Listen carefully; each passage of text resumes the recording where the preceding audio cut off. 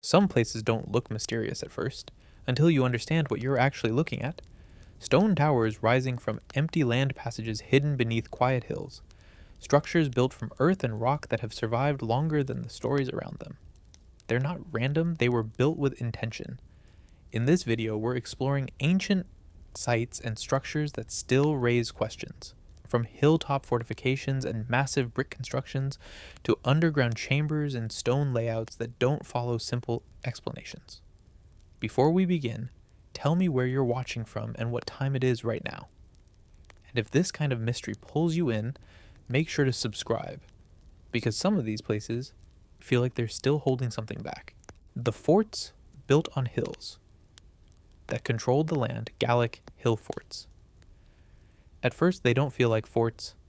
There are no towering walls in the modern sense, no sharp edges or uniform stone blocks rising in clean lines, only elevated ground, wide earthworks, and layered defenses that follow the natural shape of the land. But that is exactly where the strength begins, because these are not structures forced onto the terrain. They are built with it. These are the Gallic hill forts. And what makes them stand out is not just their location, but how they use that location, because instead of relying only on walls, they rely on position, elevation, and layered design to create spaces that are both defensive and functional. And that combination changes how they are understood.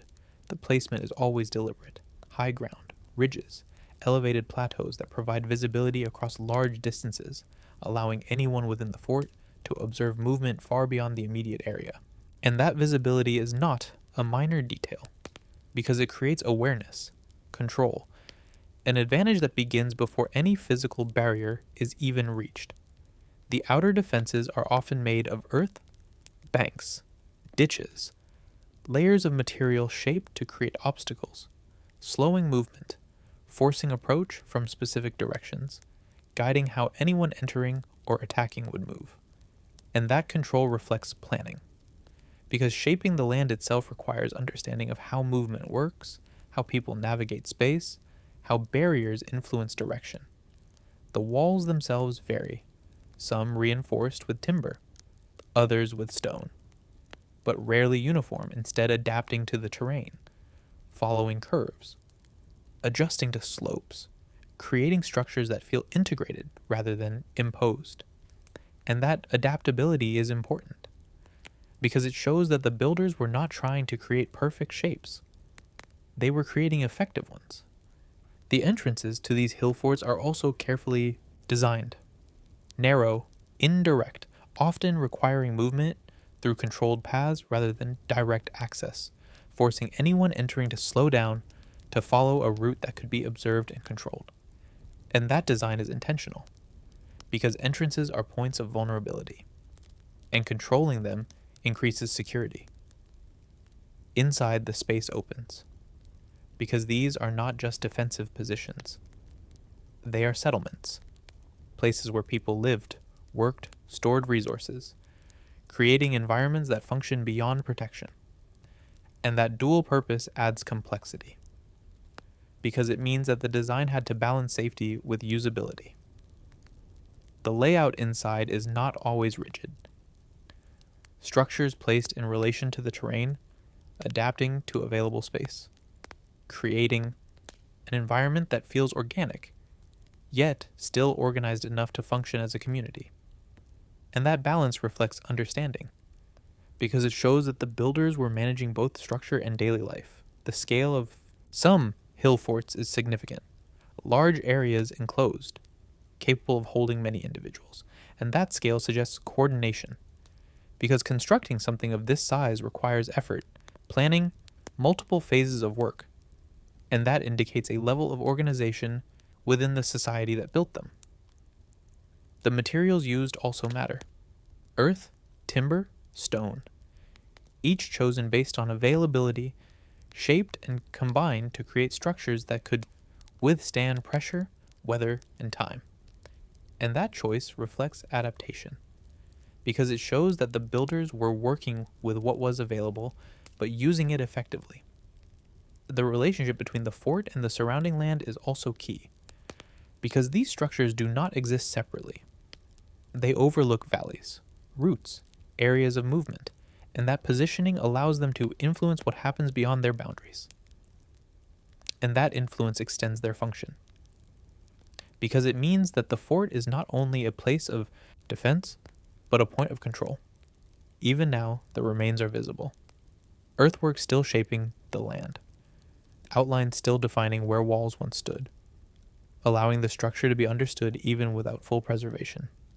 And that persistence shows how effective the design was, because even after long periods, the form remains.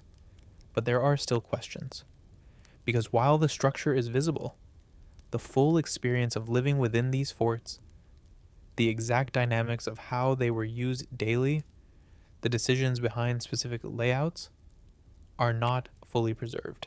And that leaves space for interpretation, for understanding that is partial rather than complete.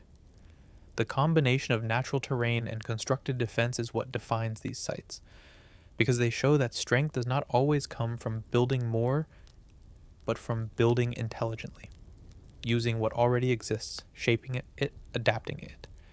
And maybe that is what makes the Gallic hill forts stand out, not because they rise above the land, but because they become part of it. A system built with elevation, with awareness, with control.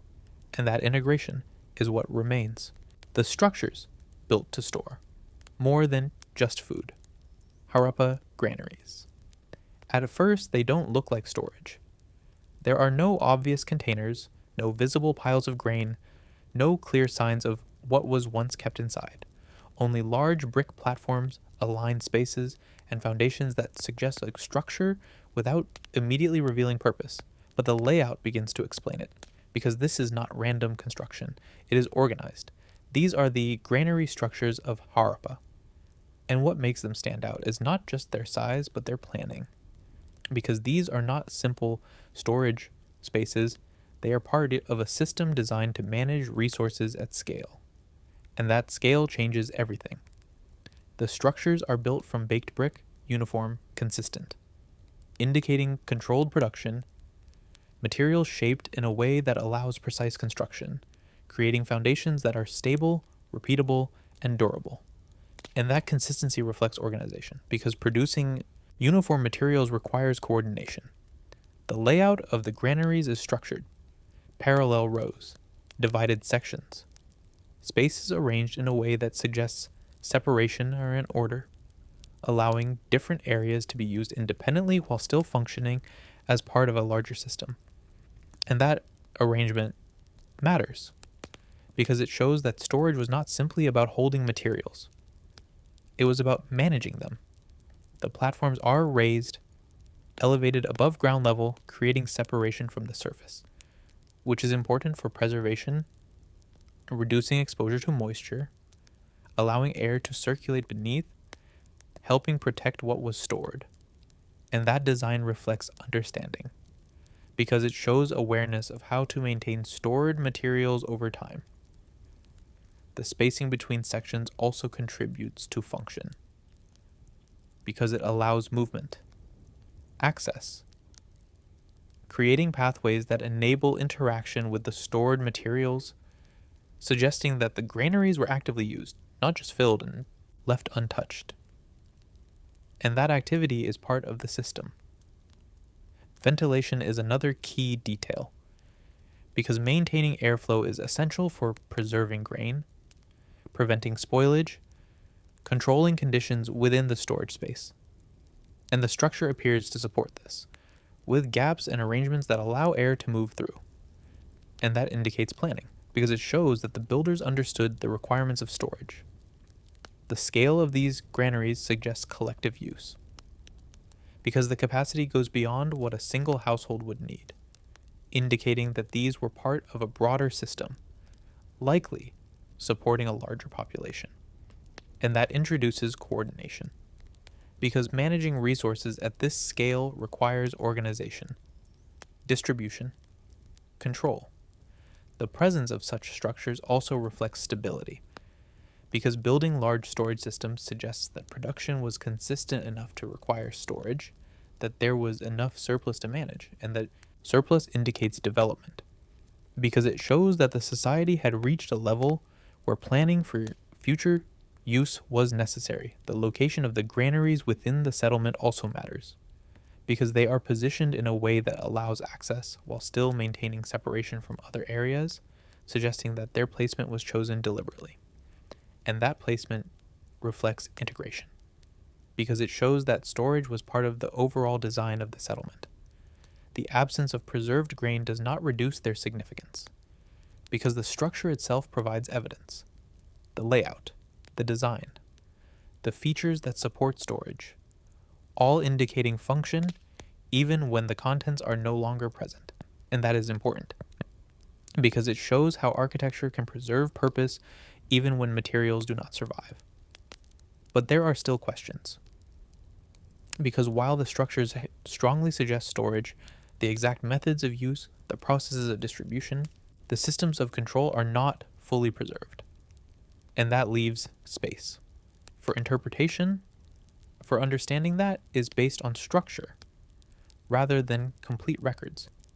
Even now, the remains of these granaries still define space, the platform still visible, the layout still clear, allowing the system to be studied, to be understood in terms of design.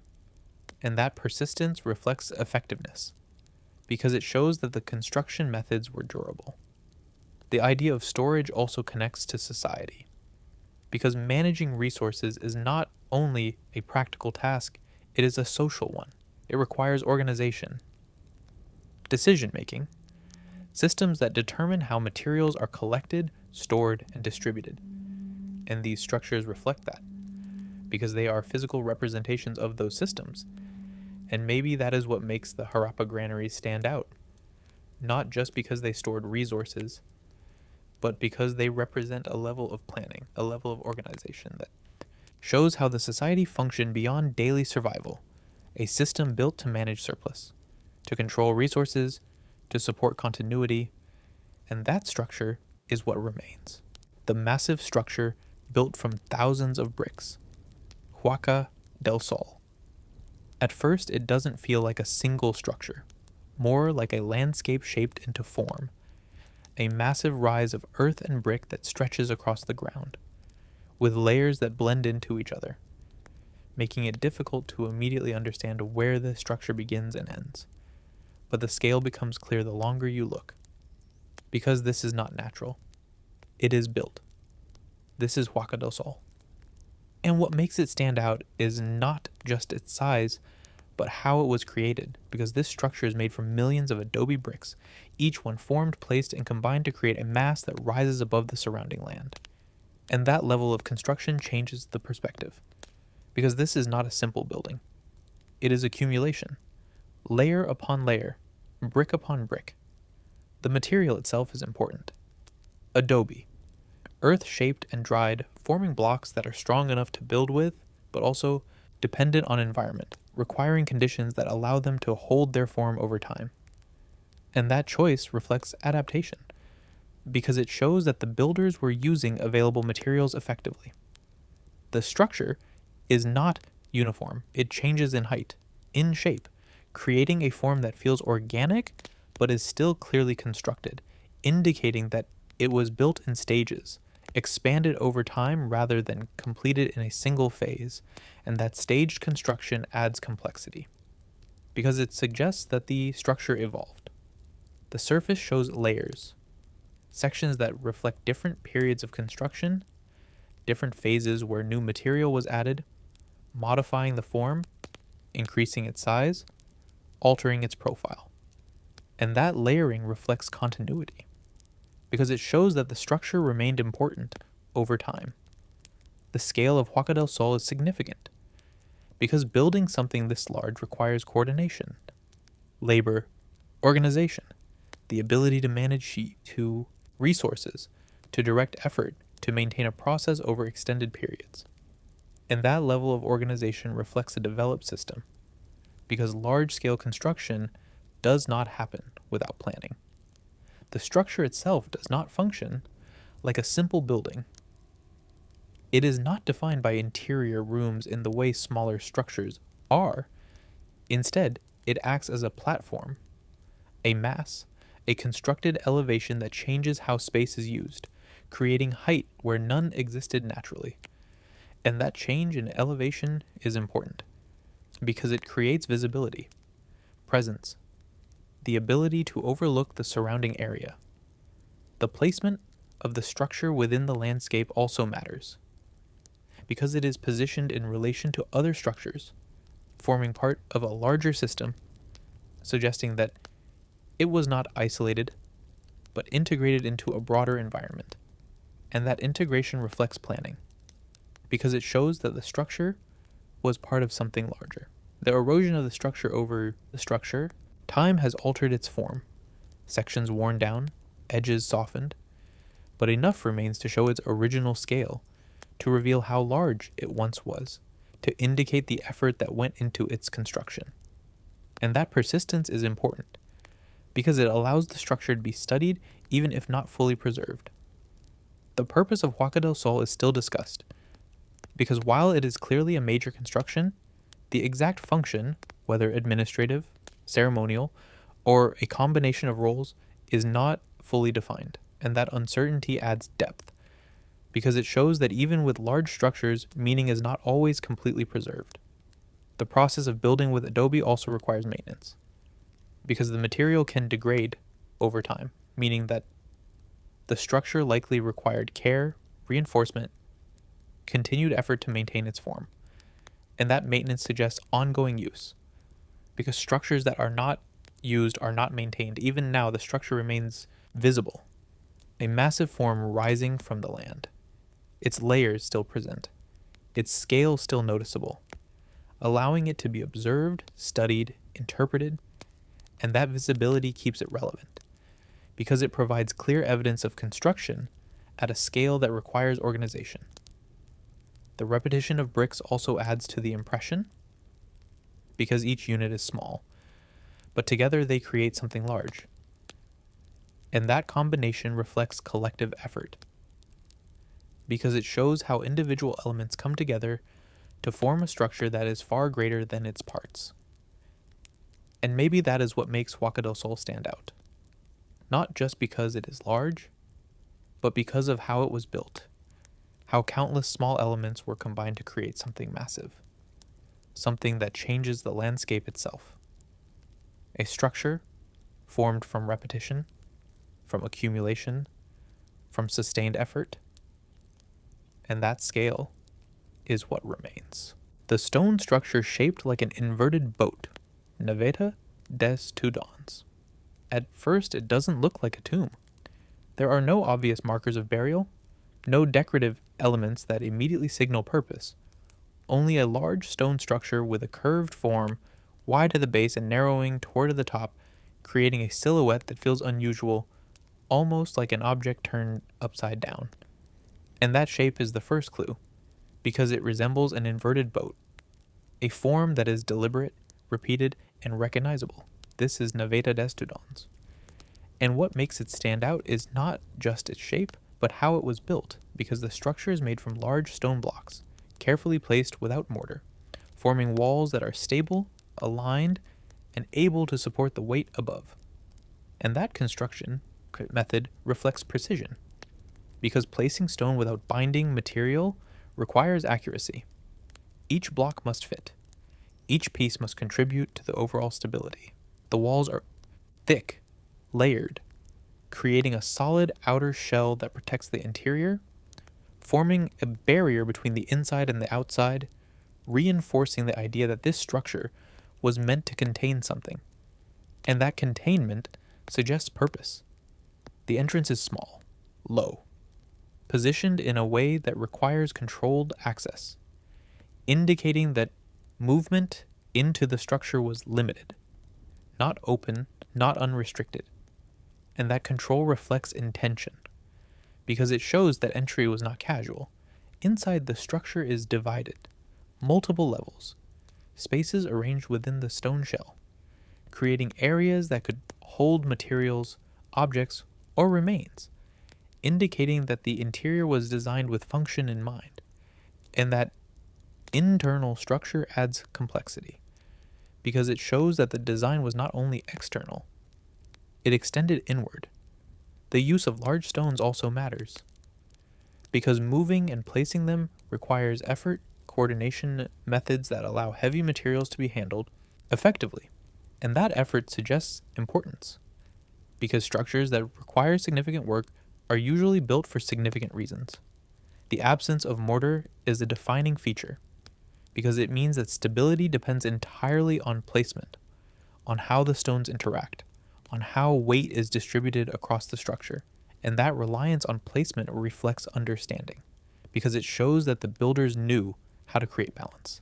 The curved shape also contributes to strength, because it distributes weight differently than flat surfaces, allowing the structure to maintain stability over time, resisting collapse even without binding materials. And that design reflects knowledge, because it shows that form was chosen with purpose. The exterior surface is simple. No excessive decoration.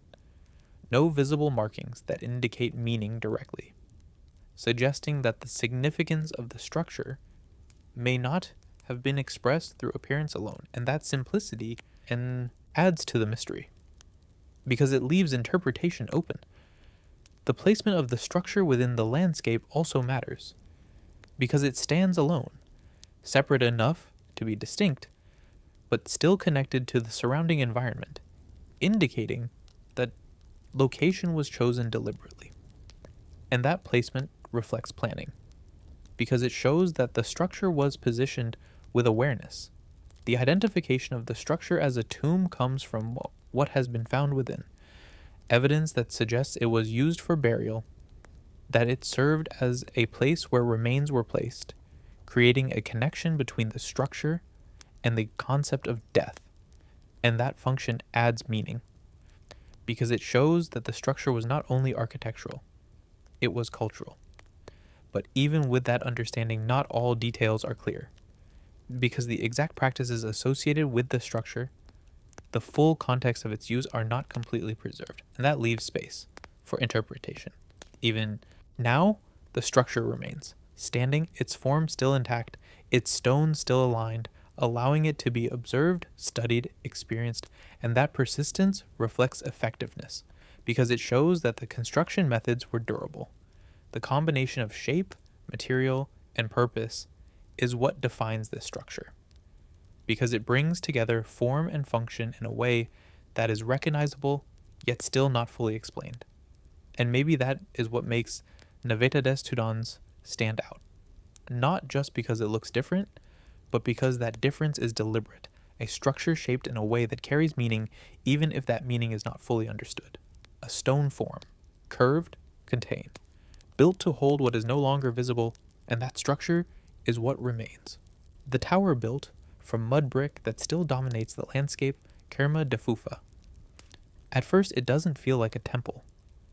There are no polished stone surfaces, no sharp carved edges, no symmetry that immediately signals precision in the way we often expect from monumental structures, only a massive form rising from the ground, shaped from mud brick, with uneven surfaces and softened edges. But that impression changes, because the scale begins to take over. This is the Kerma de Fufa, and what makes it stand out is not just its height, but how it was built, because this is one of the largest mud brick structures from its time. A construction that relies entirely on shaped earth, stacked and formed into a structure that rises above the surrounding landscape. And that reliance on material is important, because mud brick is not permanent in the same way as stone. It requires maintenance. It responds to weather. And yet, this structure remains, and that persistence reflects distance, effectiveness. The form is irregular, not perfectly straight, not uniformly shaped, but still clearly constructed, indicating that it was built in stages, layer by layer, expanding upward, creating a mass that is both solid and adaptable. And that layered construction adds depth, because it shows how the structure evolved. The surfaces show variation, different sections reflecting different periods of building or repair, suggesting that the structure was not static, but maintained, modified, adjusted over time. And that continuity matters, because it shows that the structure remained important. The size of the defufa dominates its surroundings, because it rises above the flat terrain, creating visibility from a distance, establishing presence, making it a focal point within the environment. And that presence suggests purpose, because structures of this scale are rarely built without significance.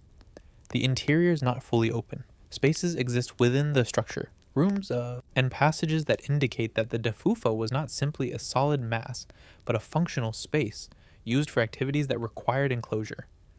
And that internal design adds complexity, because it shows that the structure served more than one role. The use of mud brick also reflects adaptation, because it shows how available materials were shaped into something large, something durable enough to last, even if not permanently unchanged, and that adaptation reflects understanding, because it shows that the builders knew how to work with their environment. The construction process itself would have required coordination, because creating a structure of this size involves repeated effort, shaping bricks, placing them, maintaining alignment, ensuring stability across multiple layers. And that coordination reflects organization, because large-scale construction requires planning. The relationship between the defufa and the surrounding settlement also matters, because it is not isolated. It exists within a larger system, connected to other structures, forming part of a broader environment that reflects how space was organized. And that integration shows that the structure was part of something larger. The purpose of the defufa is often associated with ritual or ceremonial use, but the exact nature of that use is not fully preserved. And that uncertainty adds depth, because it shows that even with large structures, meaning is not always completely defined. The elevation of the structure creates separation, because it raises the activity within above the surrounding ground, creating distinction, making the space different from what exists at ground level. And that separation suggests importance, because it shows that what happened within was set apart. The durability of the structure, despite the material, is also significant. Because mud brick is vulnerable to erosion, yet enough remains to show the original scale, the original form, indicating that the construction methods were effective enough to maintain structure over long periods. And that effectiveness reflects knowledge. Even now, the defufa stands, weathered, altered, but still present. Its form still visible, allowing it to be observed, studied, interpreted. And that persistence keeps it relevant, because it provides evidence of how large structures can be built without stone, how material can be shaped into something that changes the landscape. The contrast between material and scale is what defines this structure, because something made from earth becomes monumental. Something that would seem temporary becomes lasting. And that contrast creates impact, because it challenges expectations. And maybe that is what makes the Kerma defufa stand out. Not just because it is large, but because of what it is made from. How something simple can be transformed into something significant through effort, planning, and time. A structure built from earth, built rising above the land, holding its form across time, and that presence is what remains. The passage that leads into darkness. With unusual direction, Dolmen de la Pastora. At first, it feels like a simple entrance, a narrow opening in the ground, leading into a passage built from stone, something that resembles many other ancient structures, where movement begins at the surface and continues inward. But the deeper you go, the more it changes. Because this is not just an entrance, it is a path. This is Dolmen de la Pastora. And what makes it stand out is not just the structure itself, but how it is oriented, because unlike many similar passage graves that align toward the rising sun, this one follows a different direction, creating a path that does not immediately match the expected pattern. And that difference is important, because orientation is rarely random. The passage is long, extending inward beyond what might be expected, creating distance between the entrance and the interior chamber, forcing movement through a confined space before reaching the center. And that length changes the experience, because it separates the outside from the inside in a gradual way. The walls of the passage are made from large stone slabs, placed vertically, supporting the structure above, forming a corridor that is enclosed, controlled, stable, and that construction reflects precision, because placing large stones in alignment requires planning. The ceiling is formed from stone as well, flat slabs laid across the top, creating a covered space that maintains its form over time, protecting the interior from external conditions. And that protection reflects purpose, because it shows that the interior was meant to remain isolated. The floor of the passage is uneven, natural in parts, shaped in others, indicating that the structure interacts with the ground rather than replacing it entirely, integrating natural and constructed elements. And that integration reflects adaptation, because it shows that the builders worked with what was already there. The chamber at the end of the passage is the focal point, a space that is enclosed, separated from the outside by distance and structure, suggesting that what occurs here is different from what occurs outside. And that separation adds meaning, because it defines the purpose of the space. The unusual orientation of the passage continues to raise questions, because alignment often connects structures to environmental factors, such as light or celestial movement. Yet here, the direction does not immediately match the most common patterns, and that difference suggests intention, because choosing a different orientation implies a different purpose.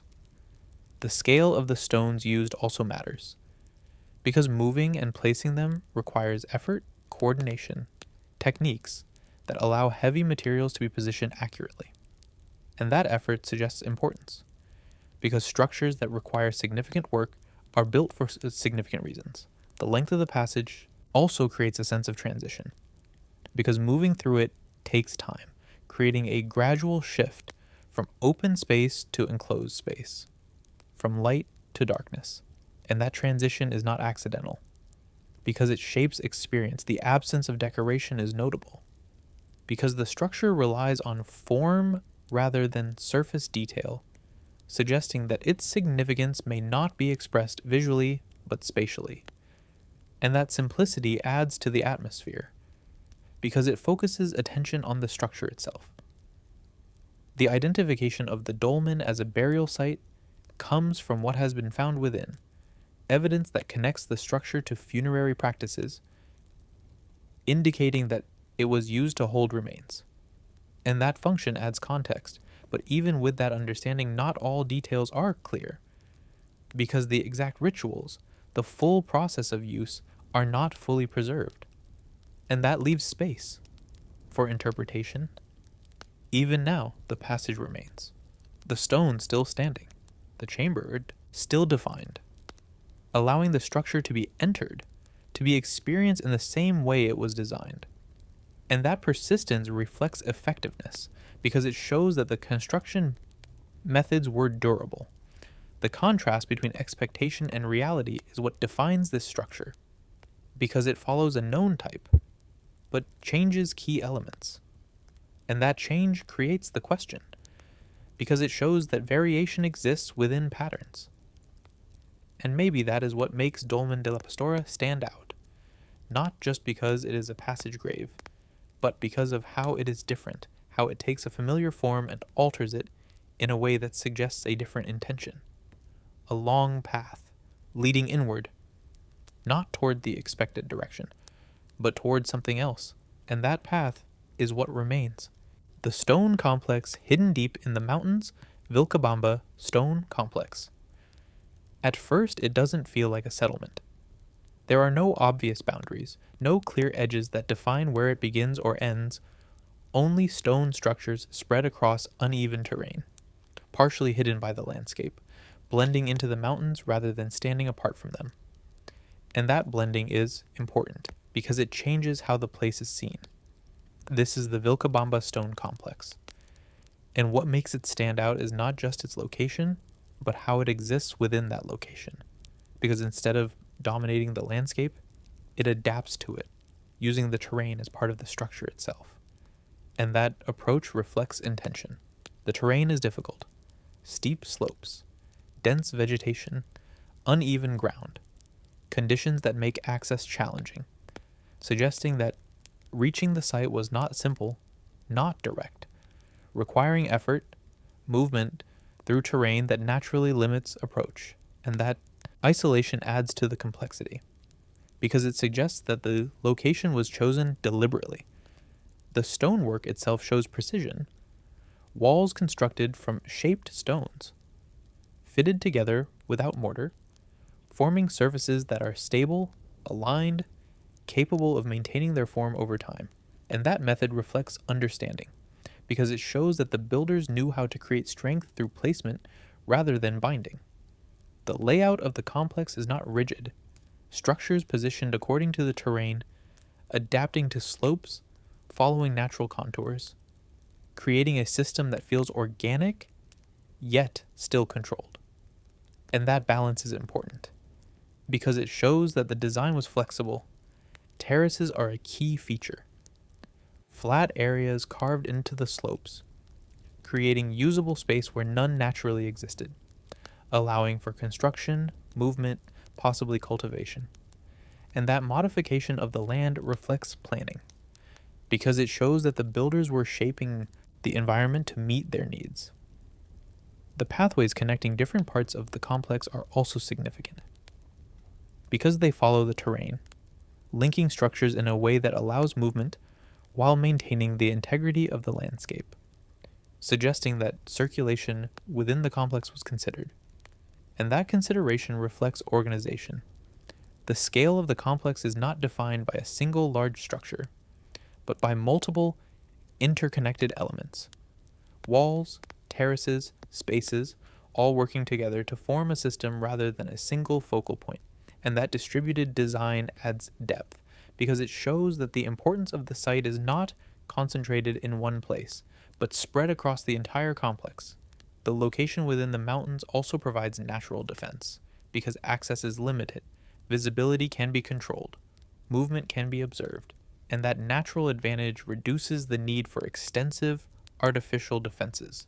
And that integration reflects strategy, because it shows that the builders used the environment as part of the system. The presence of water sources nearby is another factor, because sustaining activity in such a location requires access to water, suggesting that the site was not temporary but used over time. And that continuity matters, because it shows that the complex supported ongoing use. The purpose of the Vilcabamba complex is still discussed, because while the structures are visible, the exact role of the site, whether primarily residential, administrative, or something else, is not fully defined. And that uncertainty adds depth, because it shows that structure does not always reveal complete function. The materials used also reflect adaptation.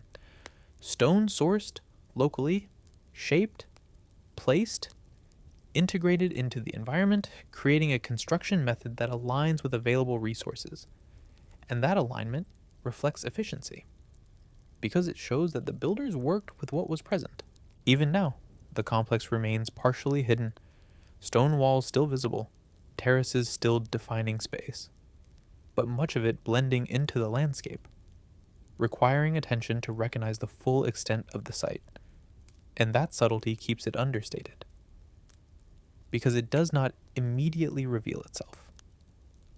The relationship between structure and environment is what defines this place, because it shows how construction can exist within nature rather than against it, how design can adapt rather than impose. And maybe that is what makes the Vilcabamba stone complex stand out. Not because it dominates the landscape, but because it disappears into it, a system built with awareness of terrain, of movement, of space, a complex hidden within mountains, connected by stone, shaped by environment, and that integration is what remains. The stone circle that lies flat, instead of standing arbor low. At first, it doesn't look like a circle. There are stones, yes, but they are not rising upward in the way we expect from ancient stone sites, not forming tall silhouettes against the sky. only large blocks resting on the ground, scattered in a pattern that feels incomplete at first glance, and that first impression is misleading. Because the structure is still there. This is Arbor Low. And what makes it stand out is not just the arrangement of stones, but how they exist. Because unlike many stone circles where vertical presence defines the space, here the stones lie flat, creating a circle that is defined by position rather than height. And that difference changes everything. The layout forms a clear boundary, a circular arrangement that encloses space, marking an area that is separate from the surrounding landscape even without vertical structures. And that separation is important because it shows that the circle is not about height, it is about space. The stones themselves are large, heavy, placed deliberately. Even in their current position, their size indicates that moving them required effort, coordination, planning, suggesting that their placement was intentional from the beginning. And that effort reflects purpose, because structures that require significant work are rarely built without meaning. The surrounding earthwork adds another layer. A bank and ditch encircle the stones, creating a physical boundary that reinforces the circular form, shaping the land itself to define the space more clearly. And that shaping reflects planning, because it shows that the builders were working not only with stone, but with earth. The position of the stones, even though they are now flat, suggests that they may once have stood upright, forming a more vertical structure that has changed over time. And that possibility introduces change, because it shows that what we see now may not fully represent the original form. The interior space of the circle is open, unobstructed, creating an area that can be entered, experienced, used, suggesting that the focus of the structure is not the stones themselves, but the space they define. And that focus shifts interpretation, because it emphasizes experience over appearance. The location of Arbor Low also matters, because it is positioned in an elevated area, providing visibility across the surrounding landscape, connecting the site to its environment, making it part of a broader setting, rather than an isolated point. And that connection reflects awareness, because it shows that placement was chosen with consideration. The symmetry of the circle is notable, because maintaining a circular form requires alignment, positioning stones at consistent distances, creating a shape that is balanced, even when individual elements vary. And that balance reflects understanding, because it shows that the builders were working with geometry. The absence of clear decoration or marking on the stones adds to the simplicity of the site, because it relies on form rather than detail, suggesting that its significance may not be expressed through visual complexity. And that simplicity adds to the atmosphere, because it allows the structure itself to define the experience. The function of Arbor Low is not fully defined, because while it clearly marks space, the exact activities that took place within that space are not completely preserved. And that uncertainty leaves room for interpretation, for understanding that is based on structure rather than complete records. The relationship between the stones and the surrounding earthwork creates a layered system. Stone defining the inner circle, earth defining the outer boundary, together forming a complete structure that integrates multiple elements. And that integration reflects design, because it shows that different materials were used to achieve different effects. Even now, the site remains. The stone still marking the circle, the earthwork still shaping the land, allowing the structure to be observed, experienced, interpreted, and that persistence keeps it relevant, because it provides a visible form that can still be understood. The contrast between expectation and reality is what defines Arbor Low, because it appears incomplete, but is not. It appears altered, but still structured. And that contrast creates the question, because it shows that form can change over time while still preserving its underlying design. And maybe that is what makes Arbor Low stand out. Not because it rises into the sky, but because it defines space in a quieter way, a circle that exists through position rather than height. a boundary marked by stone, a space shaped by intention. And that circle is what remains. The long passage, hidden beneath a mound, stony Littleton, long barrow. At first it looks like part of the landscape, a low, elongated mound stretching across the ground, covered in grass, blending into its surroundings so naturally that it could easily be mistaken for something untouched. But beneath that surface, there is structure. And that hidden depth is what defines it. This is the stony Littleton long barrow. And what makes it stand out is not just what is visible, but what lies beneath. Because this is not simply a mound of earth, it is a constructed space, a long passage built from stone, leading into chambers that remain enclosed within the mound. And that combination changes everything. The entrance is narrow, set into the side of the mound, framed by large stones that mark the transition from open landscape to enclosed space, creating a point where movement shifts from outside to inside. And that transition is intentional because it separates two environments. The passage extends inward, long, straight, formed by upright stones supporting horizontal slabs above, creating a corridor that is stable, enclosed, controlled. And that construction reflects precision, because placing large stones in alignment requires planning. The ceiling is low, forcing movement in a way that changes posture, altering how the space is experienced, making the passage feel more confined, more deliberate. And that constraint adds to the effect, because it shapes interaction. The chambers branch from the main passage. Side spaces. Separated yet connected. Creating areas that extend the interior beyond a single corridor, forming a more complex structure within the mound. And that internal design adds depth, because it shows that the structure was not simple, it was planned. The stones used in construction are large, heavy, placed without mortar, relying on weight and positioning to maintain stability, indicating that the builders understood how to create strength through placement alone. And that method reflects knowledge, because it shows control over material.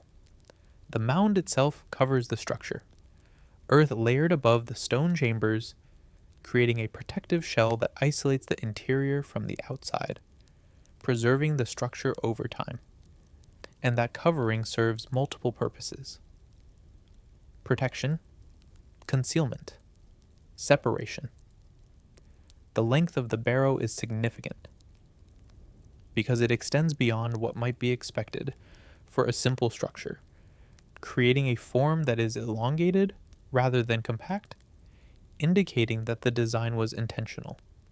And that extension adds to the presence, because it changes how the structure interacts with the landscape.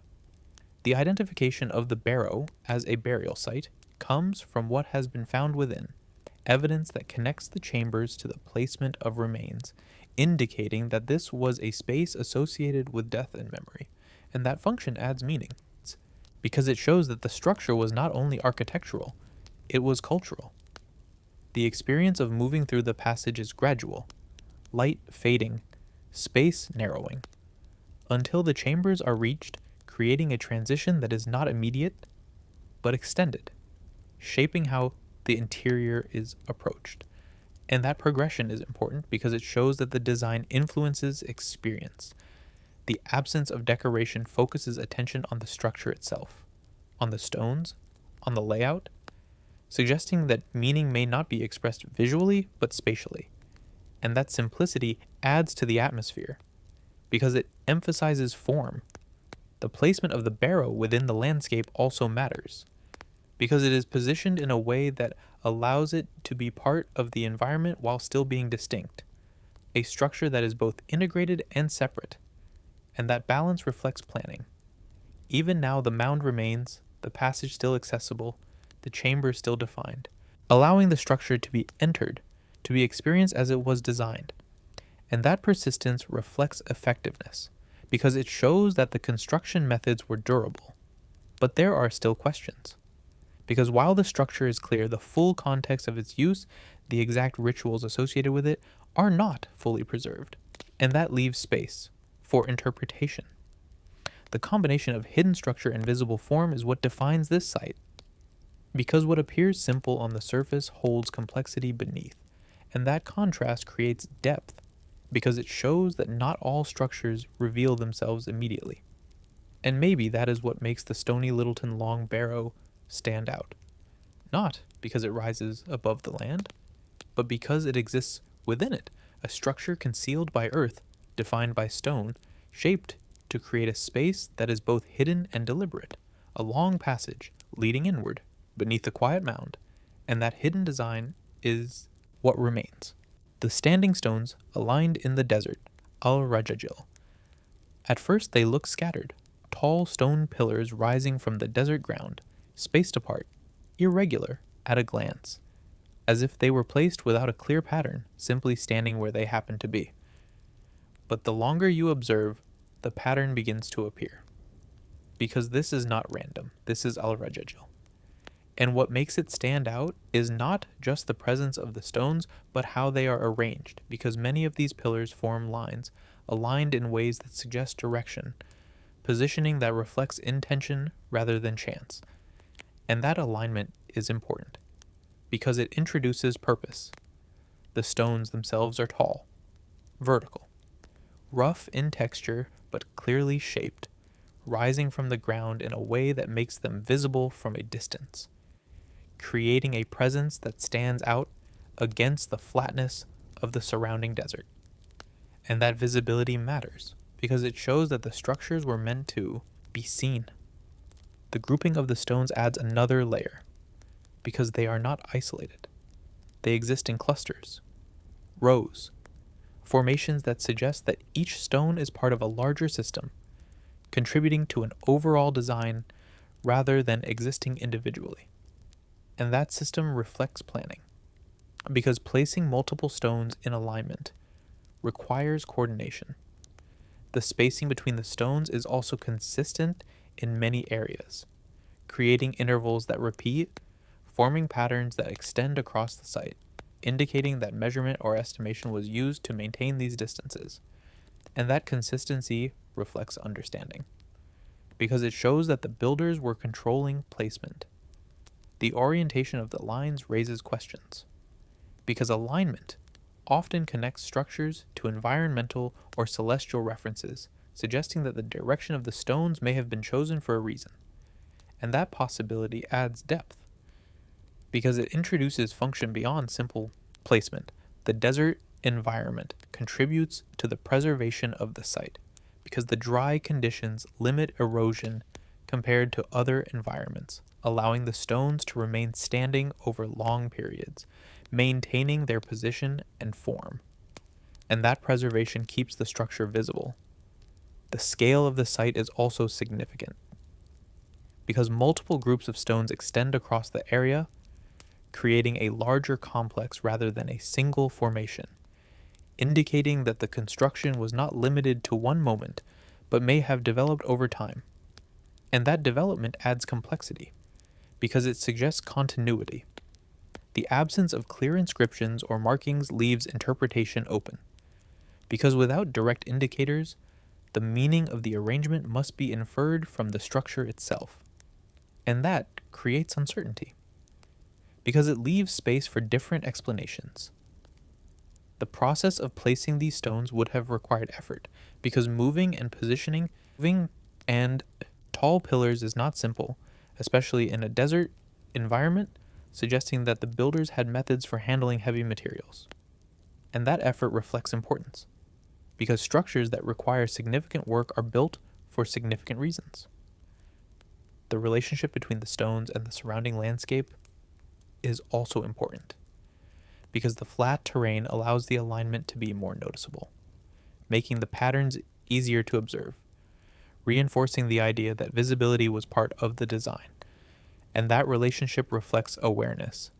Even now the stones remain, standing, aligned, their position still defining patterns across the ground, allowing the structure to be studied, observed, interpreted, and that persistence keeps the subject active, because it provides clear evidence of arrangement. But there are still questions. Because while the alignment is visible, the exact purpose behind it is not fully preserved.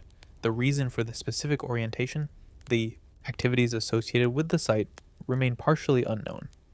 And that uncertainty adds depth, because it shows that structure does not always reveal full meaning.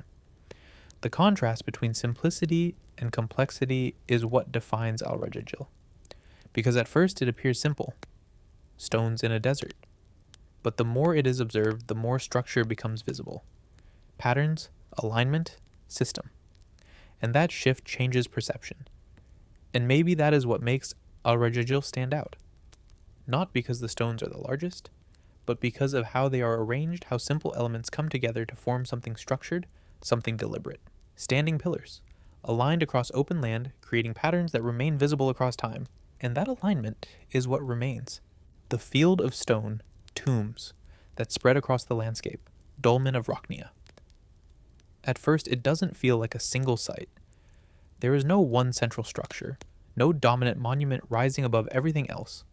Only scattered stone forms spread across the land, low to the ground, repetitive, almost blending into the terrain. But the repetition begins to define it, because this is not random. This is the dolmen of Rocknia. And what makes it stand out is not just the presence of these stone tombs, but their number. Because instead of a single structure, there are many, forming a field of dolmens that extend across the landscape. And that scale changes perception. Each dolmen follows a similar form, large upright stones supporting a horizontal slab, creating a chamber beneath. A space that is enclosed yet simple, defined by weight and placement rather than complex design. And that simplicity is consistent, because the same structure appears again and again. The stones used are large, heavy, placed without mortar, relying entirely on balance and positioning to remain stable, indicating that the builders understood how to work with weight, how to create structures that hold through placement alone. And that method reflects knowledge, because it shows control over material. The spacing between the dolmens is irregular, not perfectly aligned, not arranged in straight lines, but still forming a pattern through repetition, creating a landscape that is marked by these structures without being strictly organized. And that irregularity adds complexity, because it shows that the site developed over time. The function of these dolmens as burial structures is supported by what has been found within, evidence that connects them to funerary practices, indicating that each structure served as a place for remains. And that function adds meaning, because it shows that this is not just a field of stones. It is a field of memory. The scale of the site, suggests continuity, because building multiple dolmens requires repeated effort, suggesting that the practice extended over time, that the site was used across generations, and that continuity reflects tradition, because it shows that the method was sustained. The landscape itself contributes to the experience. Open ground, minimal obstruction, allowing the dolmens to be visible across distances, creating a sense of presence that is distributed rather than concentrated. And that distribution is important, because it changes how the site is understood. The absence of decoration or marking on many of the stones emphasizes the structure itself, because the form carries the meaning, suggesting that the significance lies in the act of construction rather than visual detail. And that simplicity adds to the atmosphere, because it focuses attention on placement. The process of building each dolmen would have required coordination, because moving and placing large stones is not a simple task, suggesting that groups of individuals worked together to create these structures. And that cooperation reflects organization, because it shows that the activity was collective. The variation in size among the dolmens adds another layer, because while the general form remains consistent, the scale can differ, suggesting that each structure may have had a slightly different role or significance, and that variation introduces nuance, because it shows that the system was not entirely uniform. Even now, the dolmens remain, scattered, standing, their form still visible, allowing the site to be observed, to be experienced as a collection rather than a single point. And that persistence keeps it relevant because it provides clear evidence of repeated construction. But there are still questions, because while the function as burial structures is understood, the full context of how the site was used, how it was organized socially, is not fully preserved. And that leaves space for interpretation. The relationship between repetition and meaning is what defines this site, because the significance does not come from one structure, but from many, from accumulation, from continuity. And that accumulation creates impact, because it transforms individual structures into a larger system. And maybe that is what makes the dolmen of Rocknia stand out. Not because of a single monument, but because of the collective presence of many. A landscape shaped by repeated action, by structures that together form something larger than themselves. Stone chambers, spread across open land, marking presence across time. And that field is what remains.